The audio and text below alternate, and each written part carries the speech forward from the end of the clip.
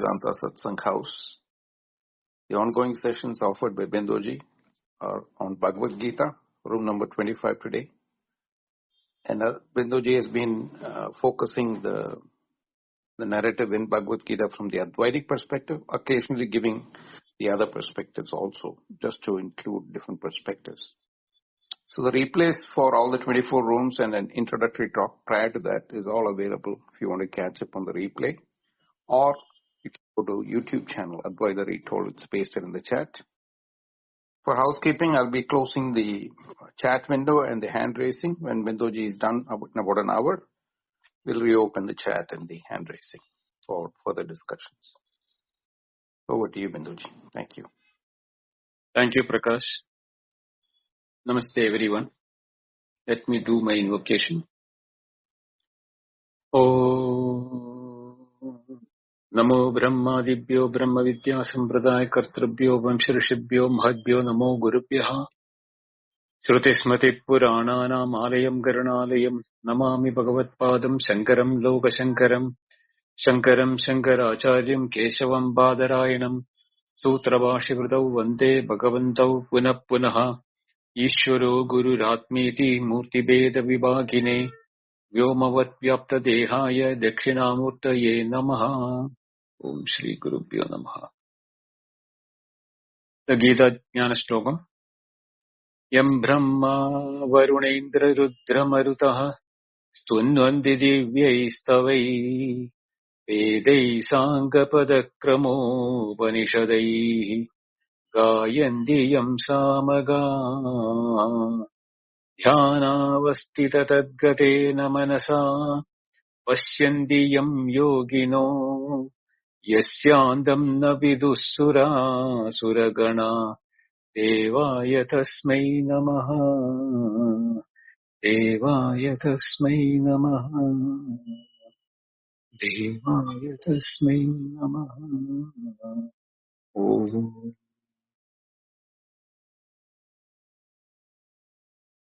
So in the last class we saw that Yamimam Pushpitam Vacham Pravadanti Vapaschitaha Vedavadarata Partha Na Anyadastiti Vadinaha,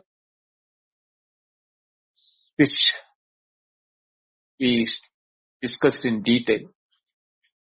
If when the scripture is heard without any proper discrimination, with its flowery words as, attraction, intoxication, then the freedom of the fruit of freedom, which is out of knowledge, is forgotten. What are they? Now that is being explained in the 43rd verse.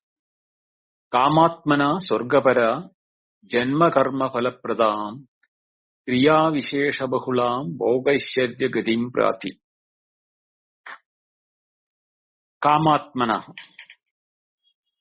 desirous of sense gratification. People, those who are for the sense gratification. Sorga Parada, aiming to achieve Sorga or heavenly abode. Janma Karma Phala Pradam. This is an adjective to the words of the Vedas, which is resulting in good birth and other actions of fruits. Karma Phala. Pradam means the one which gives that. Kriya Vishesha means pompous ceremonies. For the purpose of these karma. Bahula means various. Bhoga Aishwarya. Bhoga is sense enjoyment. Aishwarya is opulence. Gadim Prati. Towards the progress. Prati means towards. Gati means progress. In the simple English, the meaning is those undiscerning people who utter these flowery talk or words of which promises birth as a result of rights and duties. and is full of various special rituals meant for attainment of enjoyment and opulence. They remain engrossed in the utterances of Veda and declare that nothing else exists. Their minds are full of desires and they have heaven as their goal. So, Shankaracharya is decoding that. Kamatmanaha, Kama Swabhavaha, Kama Paraha, Ityartaha. Means, the meaning is that those who are of the very nature is highly desirous people, or whose nature is full of desire, whose supreme aim is only desire gratification, are called desire driven. They are the people who are Kamapara. Swargapara. Similarly, Swargapara Purushartha Yesham Te Swargaparaha. Swargapradanaha. Those whom heaven is the highest human goal and heaven oriented. Janma Karma Phala Pradam. Karmanaha Phalam Karma Phalam. The fruit of an action is Karma Phalam. Janma Eva Karma Phalam. They want the result of an action as a birth. That next birth I want to be born as such and such a person. For that they will be doing the rituals which is based on the flowery words of the rites. So Janma Karma Phala is that Pradajiti iti Janma Karma Phala Prada Tam Vacham Pravatanti iti Anushajyate. So that means they speak of that kind of words which bestows the birth as a fruit of action. For birth itself is a fruit of action otherwise. Thus, the speech that promises birth as a result of karma, this is how they speak.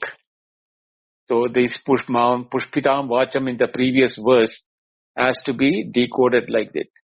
What is that? Kriya Vishesha Bahulam. Kriyanam Visheshaha Kriya Visheshaha. Te Bahula Yasyam Vachi Tam. That means the speech is abundant of special ritualistic actions, filled with many particular rites, through which results such as heaven, cattle, sun, and the like are extensively proclaimed. Swarga Pashuputra Adi Artha Yaya Vacha Bahulena Prakashyate. Bhoga Aishwarya Gatim Prati. Bhogascha Aishwaryam cha Bhoga Aishwarya. Tayoho Gati Prati. Bhoga Aishwarya Gati. That means towards enjoyment of power and together with constituting Bhoga and Aishwarya. And the attainment thereof is Bhoga Aishwarya Gati, which means serves the means to an end. Being many and emphasized, such speech the Vedas proclaim. Such people being deluded continue to revolve in the samsara by taking birth again and again. So this passage is criticized in the form of a criticism toward the desire-centric Vedic ritualism. Continuing from the previous verse. Kamatmanaha, desire and as identity. Desire is not merely present. They self-identify with the desire. Because when they are doing the ritual, you have to have the bhavana. So when the identification is not there for the result, the ritual says that you will not be getting the result. So they do the ritual with the bhavana, or that, the desire itself has what their self-definition. That is when the desire becomes the identity of such people. What happens to such people? Discernment collapses. And they don't know what is the end. They are confusing with the means as an end. And liberation cannot be even conceived about. because they are not able to get out of this desire-driven rituals again and again. One of that is heaven as the highest goal. Swargapara. Heaven is finite, in the sense that it is a place of enjoyment. You can only consume your good deeds, result of good deeds in a Swarga. You cannot do any action there to extend that action and that stay in the Swarga. That is why it is called finite. Krishna himself says in the later chapters, Shine punye martilogam vishanti. When this punya or the phala or the result of the good action, when they are exhausted, they fall back into the martyaloka, means where the birth and death is happening. And this Swarga is not outside samsara, because samsara, the word samyak sarari, the cycle of going and coming is what is called samsara. So Swarga is a place where you go, and when you exhaust your punya, you return back. So it is well within the samsara. It depends upon the action and the exhaustion of merit. That's what I said, punya. When the punya is finished, you have no right to be back staying in the Swarga. You will be pushed back to the karma bhumi again. To treat heaven as a supreme purushartha is to absolutize a temporary result. When a Swarga is not the absolute, then there are people who want here in the earth itself better birth. So birth itself as a fruit of action. All karmic results culminate in birth, whether you do good karma or bad karma or whatever it is. It is culminating in a birth, in the sense that as long as you are not identifying with your real self, which is the Atma, you are identifying with the level of bodies. So at the body level, there are different bodies, from that of an animal to the bird to the human being to the celestials to the demons, etc. So this all karmic results culminate in one form or other as a birth. Whether pleasant or painful, birth itself is a bondage. Because of that, every time you take a birth, you have to exhaust it. Because it is the strength of desire and the length which you desired. That is a bondage. When you realize that the birth has been a wrong desire, you cannot get out of it unless you exhaust your karmic phalas. Thus, ritual speech promising these results actually promises continued embodiment, which is continued samsara. This inverts the promise that what is advertised is as a gain is metaphysically a loss. For from the physical point, as from the spiritual point, this is not what we are aiming for. Therefore, it is a loss to from the path of spirituality. Kriya Vishesha Bahula, proliferation of means, different means of it. Multiple desires results gives rise to multiple rituals. And multiple rituals gives rise to multiple birth. And multiple birth gives rise to endless circulation of birth and death and birth and death. Multiplicity in action sustains multiplicity in birth and death. Why are they called Muda?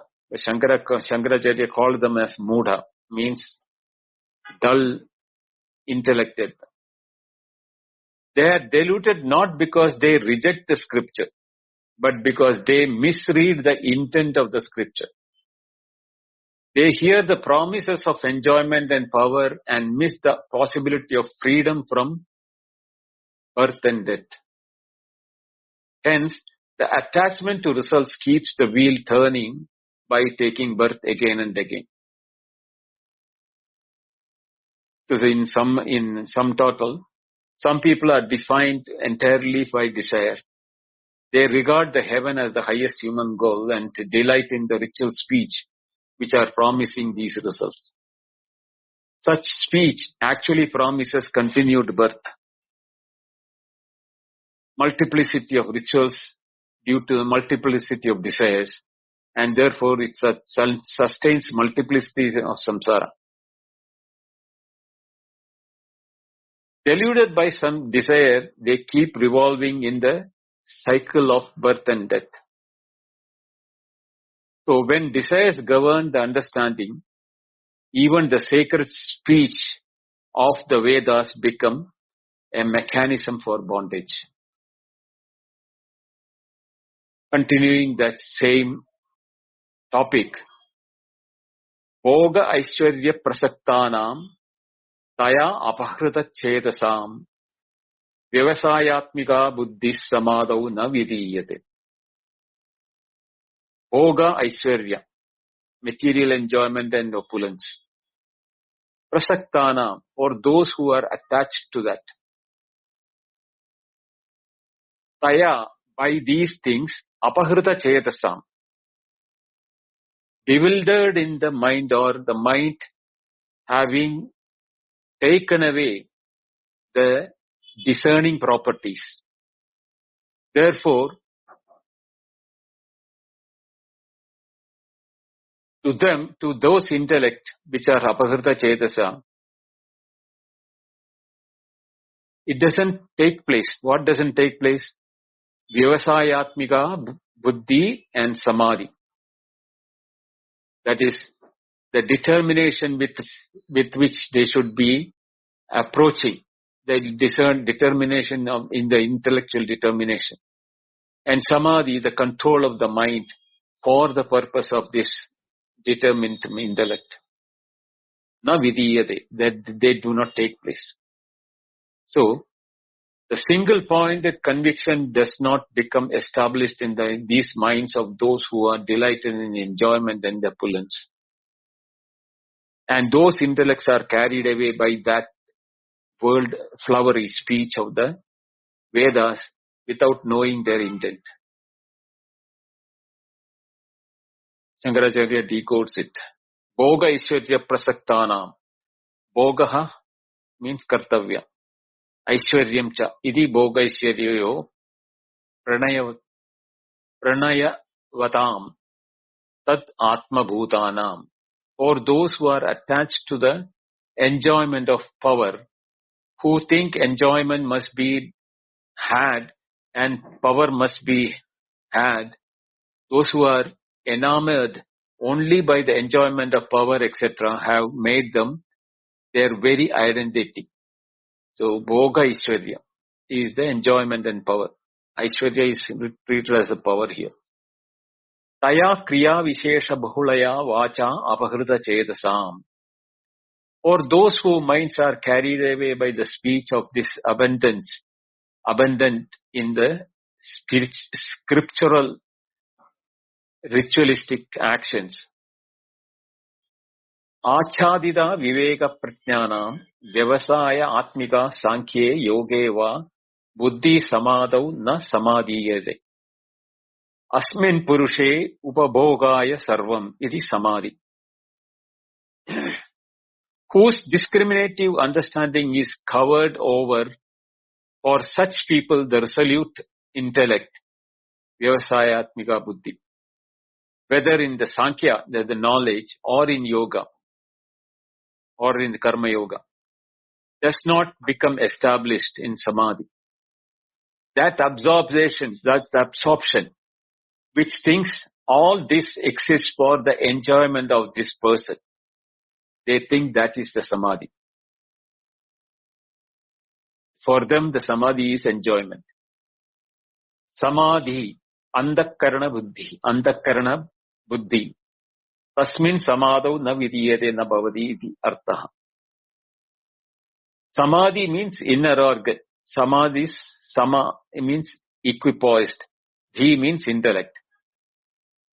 But here, Shankaracharya says that for those who are in the enjoyment, for them, the intellect in that samadhi, which is supposed to be having the resolute understanding, is not there and do not arise in them. That is the meaning of the word samadhi, navidiyate. Desire as a total orientation, tadatma bhuta. The Shankaracharya in his commentary, he mentioned tadatma bhutanam. Is very decisive in nature. The enjoyment and power are not objects they seek. They are the very self-image which they live from. It is not objects they seek. They have identified with themselves as their self-image. And when the identity is fused with the desire, renunciation feels like annihilation. For them, sannyasa or tyaga is as good as killing themselves, because their desire will not be satisfied there. Because of this, they are not in a position even to discriminate between the nitya and anitya.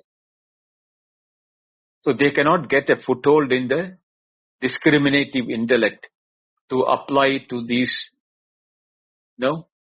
logic behind this intended meanings of the Vedas.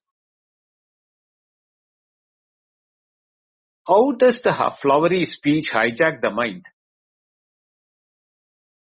The cause is named with surgical clarity in the Shankaracharya's explanation. Kriya Vishesha Bahulam Vacha.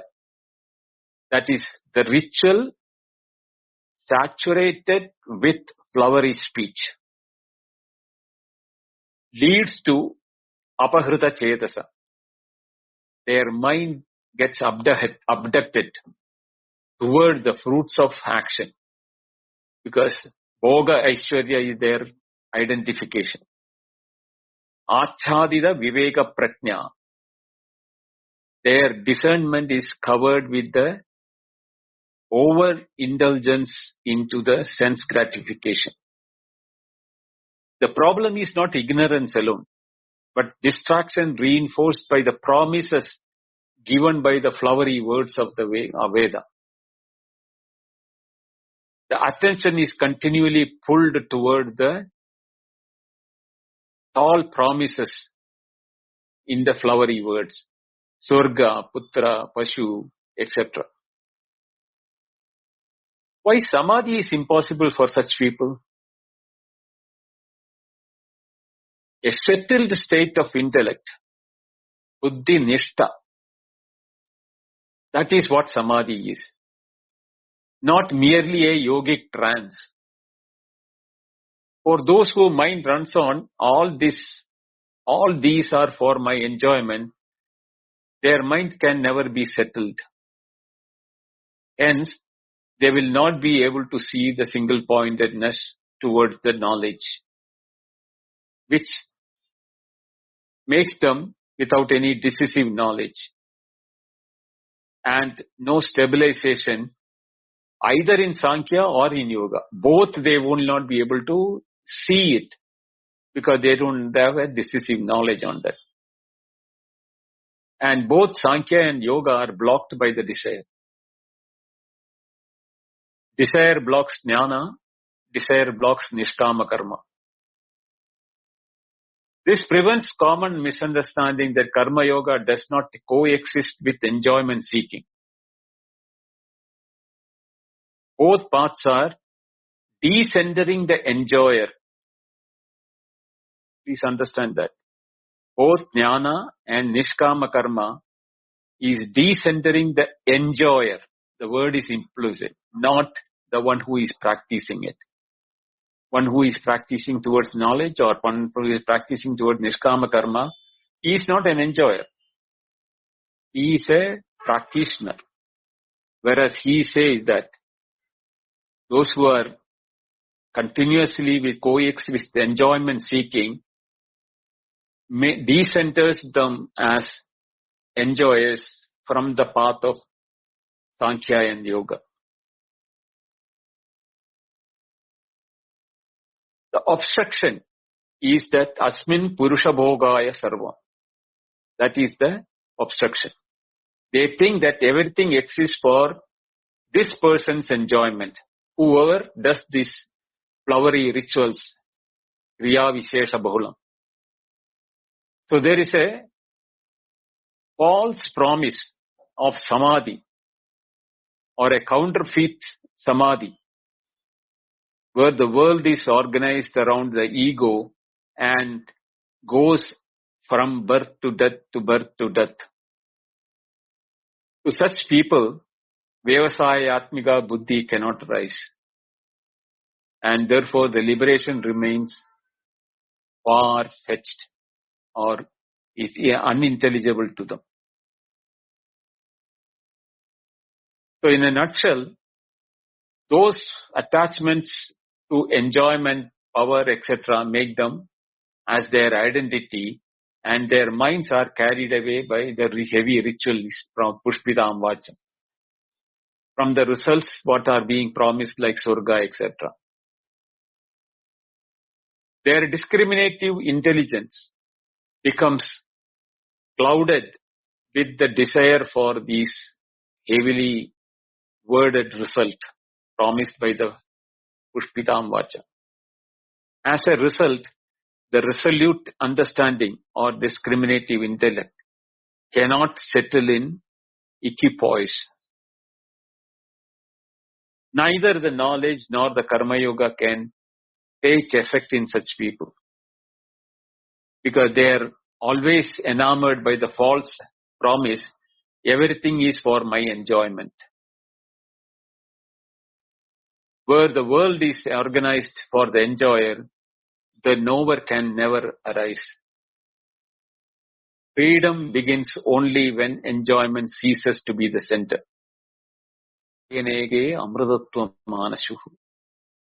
That word has to come into operation here. Ye evam viveka buddhi rahitaha tesham kamatmanam yat phalam tadaha. Now, those people with viveka buddhi rahita, what are the phalam and tadaha that is being discussed in the next verse, next sloka? Traigunya vishaya veda nistraigunnyo bhavarjuna nirdvando nitya sattvasto niryogakshema atmavan. It's a very important sloka. Traigunya, the Trigunatmika, the three nodes of nature, material nature, Prakriti, that is Sattva Rajas Tamas. Vishayaha, on the subject matter, Veda, Vedic literature. Nistraigunya, Triguna is the three nodes of Sattva Rajas Tamas. Nistraigunya means there is neither Sattva, Rajas, Tamas. All the three are not there. Bhava, Arjuna, be without three nodes of this Sattva, Rajas, Tamas. Go beyond them. Nirdvandaha, without duality. See, Krishna himself is saying that go beyond the duality. Nirdvandvaha. Nitya sattvastaha. So there Nitya and Sat. Taha means established, or one who is in a state, pure state of Nitya and Sat means eternality and existence. Niryoga Kshema. Yoga and Kshema are gain and protection. Niryoga Kshema mean free from the ideas of gain and protection. Atmavan, established in the self. O Arjuna, the Vedas have three qualities. General quality, state or condition or characteristic of the words of the Veda as their objective. You become free from the worldliness, free from the pairs of duality, ever poised in a state of Sat, without desire for gain and protection or acquisition and protection, and established in the self or abiding in the self. This is an advice to Arjuna from Krishna from the Jnana point of view. How is Jnana when it is applied? You will be beyond the Sattva Rajas Tamas, either the pure form or the active form or the slumber form. That is the Sattva Rajas Tamas. So Nistraigunya means you are neither in a state of purity, neither a state of activity, action, or in a slumber or in a dullness. So all the three are not there in a person who is abiding in the self. Nirdvandaha, he has no pairs of opposite. No, there is nothing other than him, means there is no other opposite. In other words, what he told earlier, Sukha dukkhe samikritva labha labho jaya jayo, that should come in the mind, that all the dualities, when perceived as the same, without in the desire for enjoyment or grief or opulence or any of that sort, whether gain happens or loss takes place, you are not perturbed by that. And when you are not perturbed by anything from external sources, where can you avoid yourself? Nitya Sattva.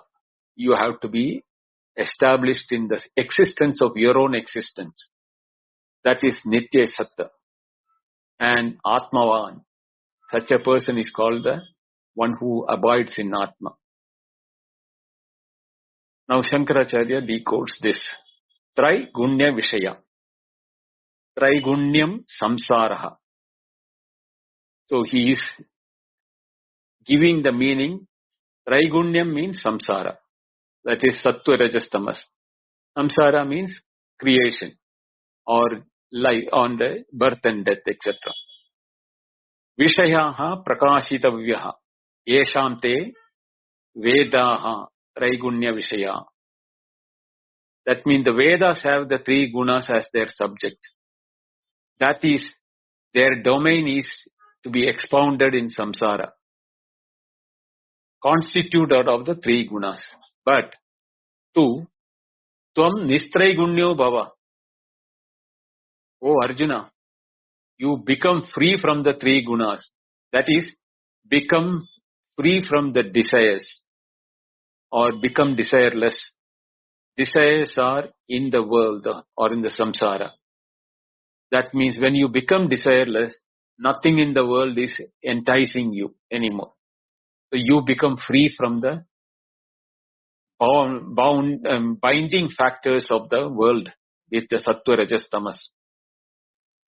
Nirdvando Bhava. Sukha dukkha hedu saha pratipakshau padartau dvanda shabdavachyau tada nirgataha nirdvanda bhava. Become free from the pairs of opposite. That is what I said. Sukha dukkhe samikritva labha labho jaya jayo. Sukha dukkha, pleasure, pain. Labha, labha, win or loss. Jaya jayo, victory or failure. All type of opposites denote the term pairs. That is what Dvanda. Dvandva means pairs of opposite pairs. When you go beyond them, you will be free from the duality. That is how you can't go beyond them when you are in the world. You are in the world, you are obviously having the pairs of opposite bombarding you one way or the other, every second, every minute, every experience. He is bombarded with the pairs of opposite. But the events themselves do not have the quality of pairs.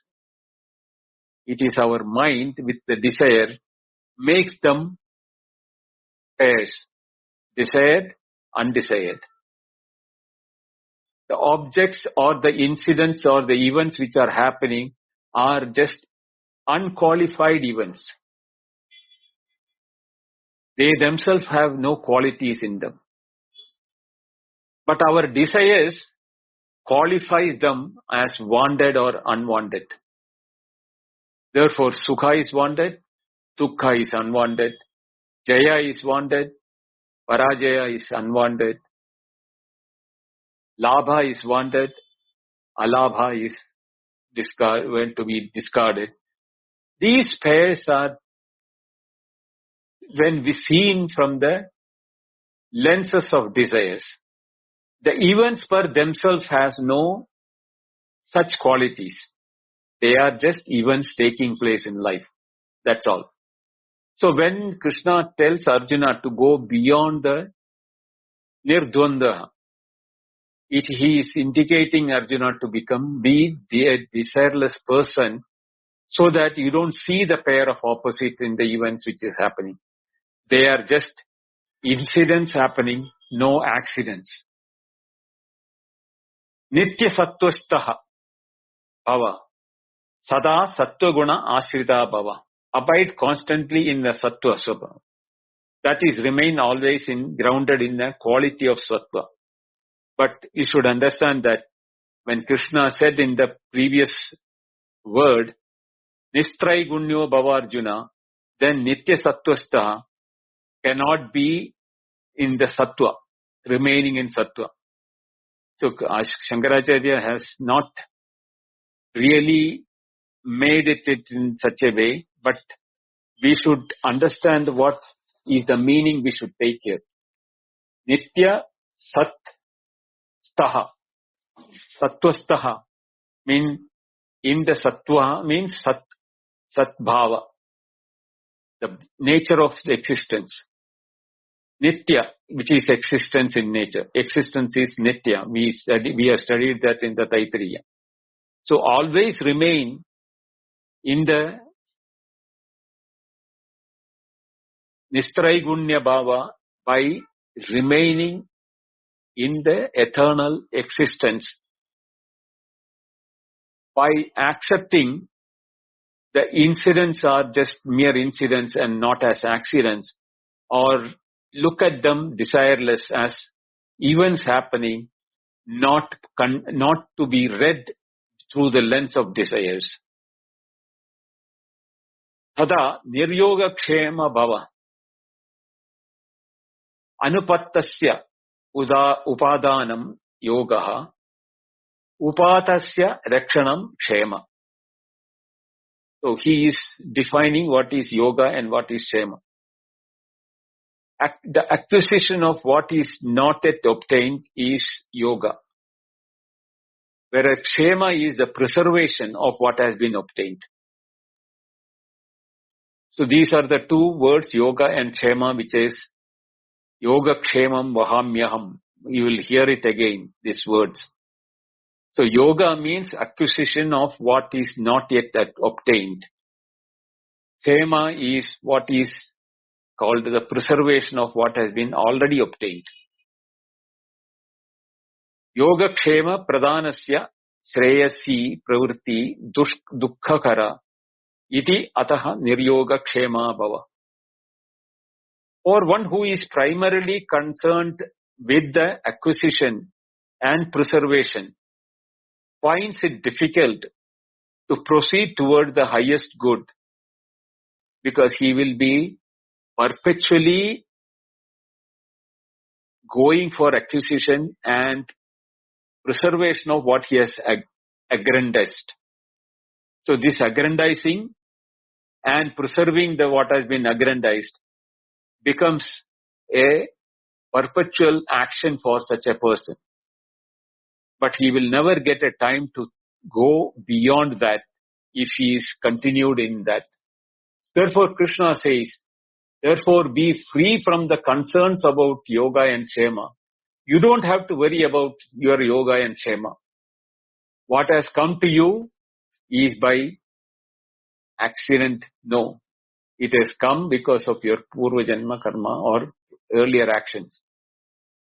Because they are in the time, whatever has come will go. And whatever has come, even if you try to preserve it, it will not remain. They have got limitation because they are all ephemeral in nature. Therefore, don't waste your time on the yoga and kshema of what you have already got. Whether it is even the tranquility of the mind can go into turbulence even with the slightest of, intoxication of the desire which can come as a event through the sense organs. So that shows that desirelessness has to be the number one priority in all through. Even if to become Nisraigunya, Nirdvandva, Nitya Sattvasta or Yoga Kshema. For all those things, the root cause which can disturb them is desires. And as long as you are driven by desires, you will not be able to achieve any of them. Atmavan Bhava. Atmavan means Apramatta Cha Bhava. Esha Tava Upadeshaha Sodharmam Anushtitaha. Be self-possessed and ever vigilant. This is the instruction to you while performing your own duty.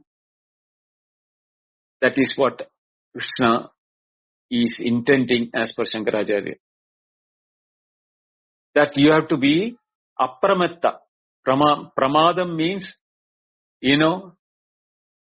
is the state of the mind getting overwhelmed with the things which you desired when you get it.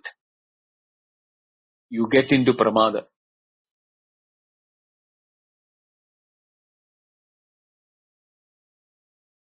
That what happens when such a thing takes place? You will be forgetting your own track or your own goal which you are trying to achieve that. So to be Atmavan, to be abiding in the self, you should not be wavering in your mind. And wariness of the mind is again from the desires through the sense organs and the mind itself. So, Swadharmam Anushtitaha. Be, always do your Swadharma. Now, this Swadharma word is explained by Krishna later. We will not decode it now. Vedas are Triguna concerned because their scope is not denial.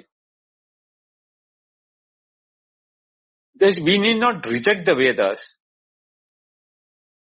They are located in the part of Veda itself for the purpose of reminding us that these are the type of desires which can be enticing for you due to the flowery words of the Vedas. But don't think that is your duty. Their operative field is in samsara and they are controlled by sattva, rajas, tamas. And their ritual and the resultant actions address a conditional life and not a freedom from life. When that is the thing, you have to be Nistraigunya. Means desireless in your orientation. To be Nistraigunya is not to annihilate gunas empirically, but to withdraw the identification with them act without kama, nishkama karma. Let gunas operate without owning them. The world, the empirical world is a mixture of Trigunatmika Prakriti. So it is bound to have these qualities in them. Something will be poor, something will be very agitated and active, something will be, in the tamas or the darkness and dull, etc. That is the nature, how it will appear to us. When they are appearing to us in that form, we have to have an attitude toward them that let the gunas operate in their own nature. They are doing their swabhava. I have to show my swabhava. I am Atma. And Atma swabhava is Nitya Shuddha. So I cannot have either Sattva, Rajas or Tamas. So therefore, I am observing, letting the world happen the way in which it is happening. I am neither being touched by that. I am neither getting involved in it, nor I am forgetting my own nature, my swabhava. That's nishkamata. Nishkamata means being indifferent to the variety in the world. Going beyond dvandva, nirdvandvo, pleasure, pain, gain, loss, victory, defeat are dvandvas. They are opposed pairs. Clinging to one implies the fear of the other.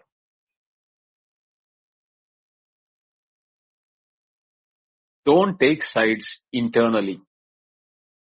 Treating them as pair of opposites is an internal function. So neutralize your emotional polarity from within. Nitya Sattvastaha. It is ethical clarity. That is in the sense that clarity and steadiness and transparency of the mind were what is my nature.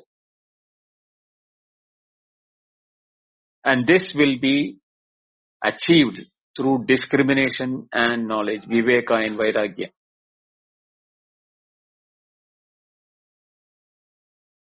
Freedom from yoga and kshema.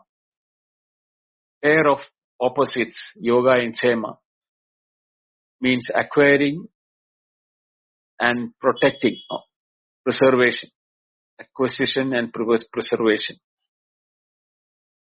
Acquisition of what is lacking. If only your desires are deciding what is you are lacking. Because we do not know what we have and what we do not have. Because from the body level, when we think, there are lots of wants and want-nots. Things which I want to avoid, things which I want to have. So when I am working toward them, they are called desires. And what is through the desires, both should be taken into picture. What you want and what you do not want. You want to gain sukham, you want to avoid dukkham. But avoiding dukkham is also an acquisition. So this pair of opposites, when the mind is preparing, it is preparing you to be a slave to both of them. To be driven toward the sukha and to avoid the dukkha or the pain and pleasure. Both are equally bad. Don't think that avoiding pain and trying to gain happiness is the right thing of life. No. Both of them are equally detrimental for the spiritual seeker. I'm not talking about ordinary people. For a person who wants to gain knowledge, he cannot be in that thing. All these pairs of acquisition. And what have been acquired, some people would like to preserve it. It can be even the knowledge of the Vedas. It can be the wealth. It can be kingdom. It can be progeny. It can be cattle. Or it can be anything which you think mine.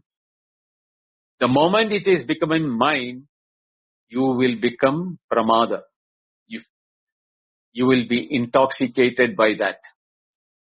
By the possession itself, you become intoxicated. So you will have a pride saying that I am owning a BMW, I am owning a Jaguar, or I am having a private jet of my own, or I am owning a bicycle, or I am owning a ochre robe and I am become a sannyasi. Even that can be a pride.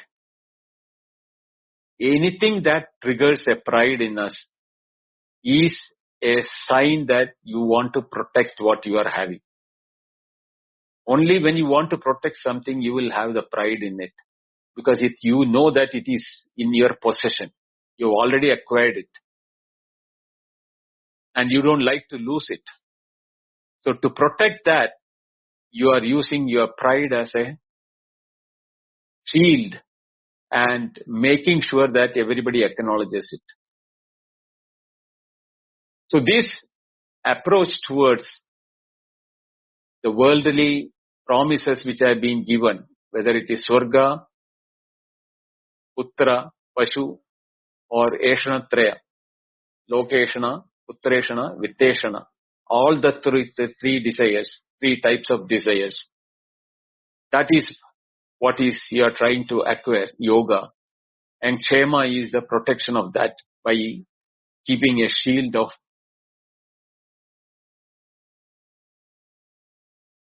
pride.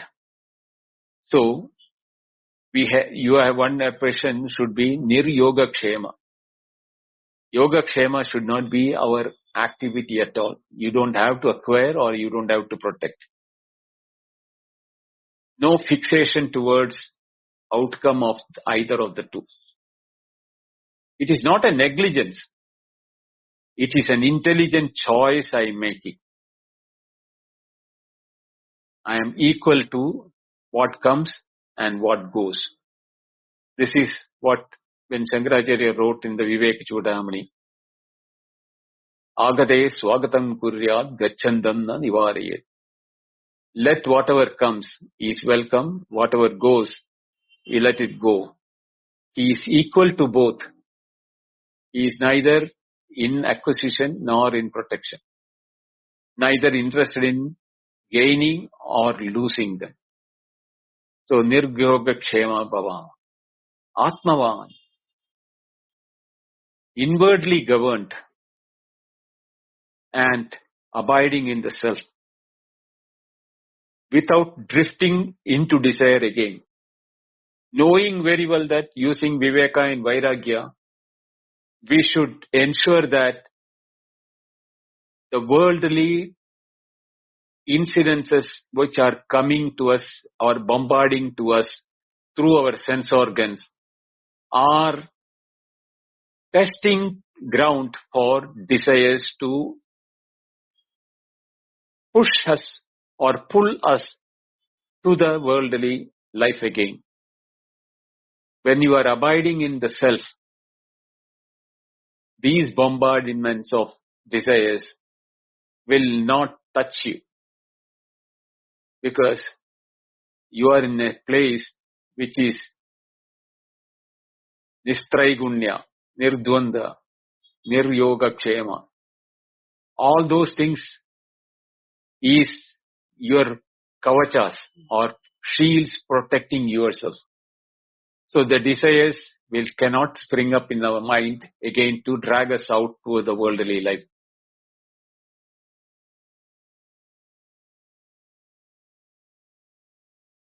The Swadharma is what is when your Swadharma is what is the word used for this state where you are abiding in yourself,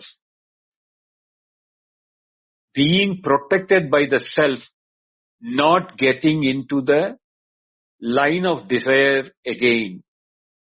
that is your dharma or your nature is the self. And when you are abiding in yourself, protected by self, you are the self. And you are the one who is deciding not to get entangled in the desires again. So your dharma, your swadharma is to be abiding in the self with the watch out that you do not slip again into the worldly desires again. Live in the world the Veda describes, but do not belong to it. Act nishkama, fully into the world. Be as much active as possible, but without desire, without, the temptation for the fruits of action, without anxiety and without freedom freedom from the desires also you don't have to be, because when the moment you are free from all these pairs of opposite, the desires cannot be touching and you will be in a state of freedom. Nirbhaya. Nirbhaya means without fear. Fear of what? Fear of slipping and or falling into the samsara again or the worldly life again. Once you abide and you know that and you abide in that, that is your swadharma. And when you are doing that, nothing can pull you or push you back into the worldly life. I'll stop it here. The next verse is very important, but as an example, we'll discuss that on Monday. 46, verse number 46.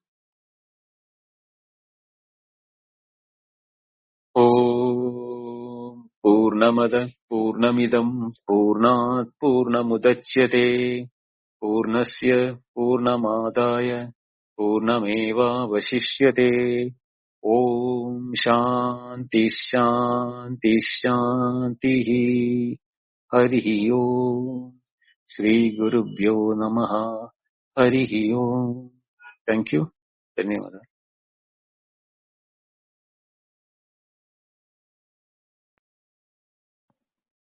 Thank you very much, Bindoji.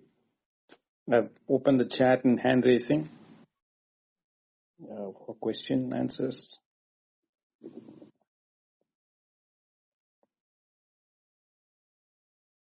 Namaste. Prasad. Namaste, Bindoji. Namaste. Today I came very late because of my work in the college, and I could listen to the fag end of the discussion, that is the final 10 minutes. But since yesterday I have been thinking of it for several times that I should ask you this question today, because yesterday also I wanted to ask, but it was time. And Bindoji, I have one thing. Yesterday you said sadhana is not karma, right? Right. So my question is, in our daily, in the routine actions, that is what they call nitya karmas,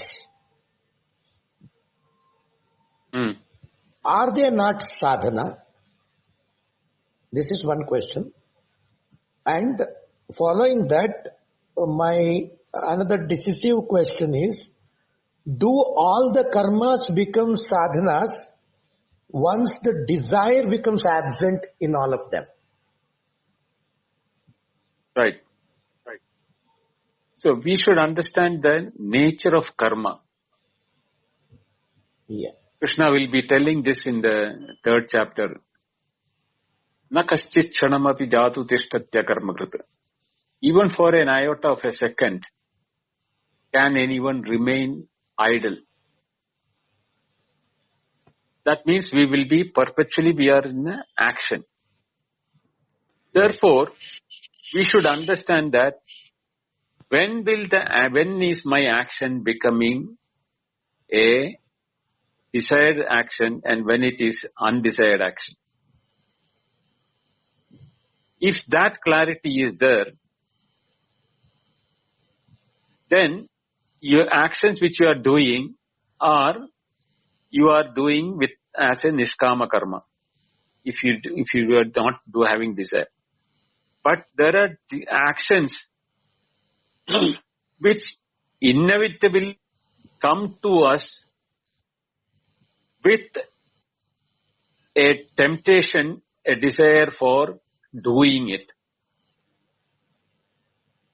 Doing that karma is not bad, but that karma without expecting the fruit of action, come what may, I am not being driven by the fruit of action, but the action per se. So nitya karmas fall in that one. You are not doing the nitya karmas or the daily routine things for the benefit of anything else, anything. You are just doing as a routine.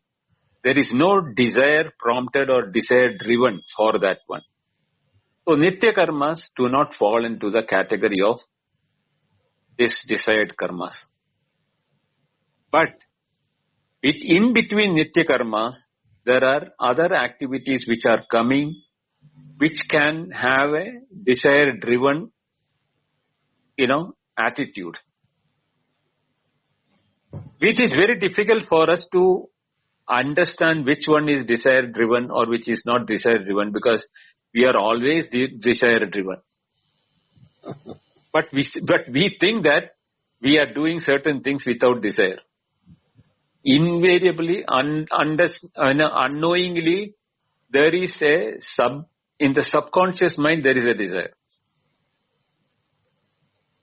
Yeah. What happens is that only when your mind is turned towards the antarmukata, inner, toward the self, we will be able to do the same jobs without desire. Now, for example, taking bath, is it desirable or not desirable? We can think it as desirable because I want to be clean. Is my desire, that's why I'm doing it. At the same time, that taking bath will happen without a desire if you are mentally thinking about the self or Atmavan as you remain attached towards into Antarmukata. Automatically the bath will take place, like how we go back from our office or college or school. We are taking the left turn and right turn without any, what you call, predisposition. It has become muscle memory for us. It happens, keeps on happening. Same way, the taking bath also will happen. Eating food also will happen. Like how we are breathing. Now we are not stopping the breathing, or I want to leave, that's why I'm breathing. Somebody can say that. Even that it happens by muscle memory. So what happens, we have to understand is that all the time, whatever work you do, it is not that the work per se is good or bad. Our attention is where. That is where now sadhana comes into picture. When we do this as a devotion or a dedication to the higher goal of self or Ishvara, it can be either of them, because Ishvara and the self are not different. If you are comfortable to say it is the Ishvara or the God, you can do that. Or if you are not a believer of God, you can do it for the self, which is the consciousness in you, which is the reason why you are alive. So dedicate it to that or surrender it to that when you are doing it, that becomes a sadhana. So all actions can be converted into sadhana. When you do that, the sadhana doesn't become a karma. Wow. Is it clear now? Yes, yes. That's why this is the precise question I wanted to ask, and I just wanted this wonderful seal endorsement from you. Thank you. Thank you, Indoji, for that. Thank you, Ganesh.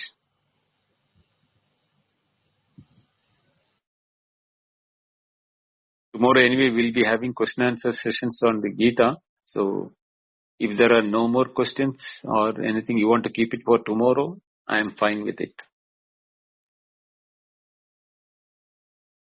Yes, last Looks call. like that. Yeah. Looks like your the session was so immersive, Binduji, so there's no questions today. Yeah. Thank you. Okay. Yeah. Thanks everyone for coming, and tomorrow we'll meet at the same time, 8:30 p.m. IST for actually open discussion tomorrow about Bhagavad Gita. Again, heartfelt thanks to Binduji. Thank you. Over to you, Binduji. Thank you, Prakash. Thank you, Ganesh Prasad, for coming. Thank you, everyone, Thank you, for Binduji. being there. We'll meet tomorrow. Hari Om. Good night. Good night. Namaste, Binduji. See you. Namaste.